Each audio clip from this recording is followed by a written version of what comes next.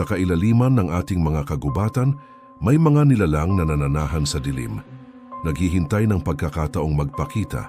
May mga nilalang na hindi nakikita, ngunit ang kanilang presensya ay sapat na upang patigilin ang iyong puso. Kilalanin si Magtitima, isang espiritu ng kagubatan na nananahan sa loob ng mga dambuhalang puno ng balete.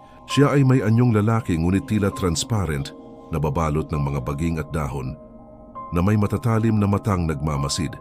Siya ang mapanlinlang na tagapangalaga. Kapag ikaw ay naligaw, baka siya na ang huling mukhang iyong makikita.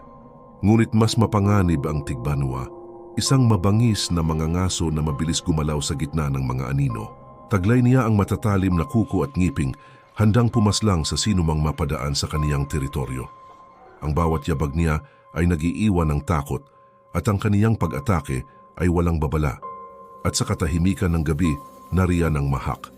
Isang espiritong hindi nakikita, ngunit ramdam ang kaniyang nakamamatay na lamig.